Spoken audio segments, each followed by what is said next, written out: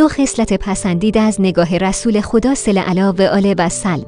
رسول خدا صلی الله و آله و سلم فرمودند: در روز قیامت خداوند گروهی از امت مرا پروبال عنایت می کند تا به سوی بهشت پرواز کنند. فرشتگان از آنان می پرسند: آیا شما از حساب، ترازو و صراط عبور کردید؟ آنها پاسخ می دهند: بله، ما از همه اینها گذشتیم. فرشتگان با شگفتی می پرسند: چه عملی انجام داده بودید که به چنین مقامی رسیدید؟ آنان پاسخ می دهند: ما 2 خصلت داشتیم. اول این که در خلوت از خداوند شرم داشتیم و گناه نمی کردیم. دوم این که به رزق کمی که پروردگار به ما داده بود قانع بودیم.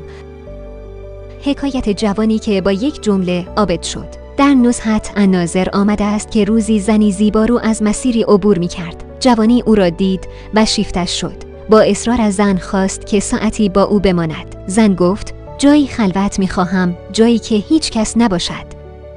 جوان زن را به خانه خود برد و همه درها را بست. زن پرسید: آیا مطمئنی که جایی خلوت پیدا کرده ای؟ جوان گفت: می بینی که جز من و تو کسی اینجا نیست. تمام درها را هم بستم.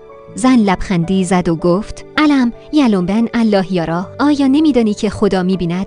همین یک جمله مانند تیری به قلب جوان نشست. فریادی کشید، زن را رها کرد و از آن روز به بعد زندگیش تغییر کرد. مدتی گذشت. روزی همان زن از کنار خانه‌ای عبور کرد که مردم گروه به آن وارد میشدند. از کسی پرسید: این خانه چه کسی است؟ گفتند: این خانه مردی زاهد و پرهیزکار است. آری، آن جوان همان کسی بود که روزی نزدیک بود به لغزد، اما یک جمله او را به راه حق بازگرداند.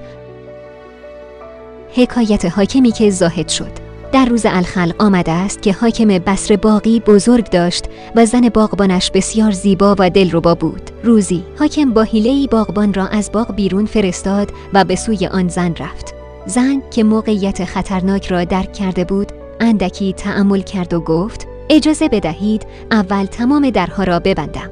حاکم موافقت کرد. زن از این اتاق به آن اتاق رفت و پس از مدتی بازگشت. حاکم پرسید: همه درها را بستی؟ زن با آرامش پاسخ داد: بله، همه را بستم جز یک در. حاکم با تعجب پرسید: کدام در؟ زن نگاهی به آسمان کرد و گفت: درب خداوند را هرچه تلاش کردم بسته نشد.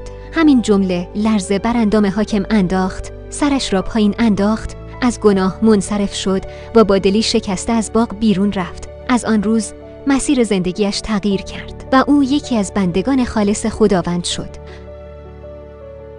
این حکایت‌ها یادآوری می‌کنند که خداوند همیشه ناظر بر اعمال ماست. خوشا به حال آنان که در خلوت نیز پرهیزگاری را از یاد نمی‌برند.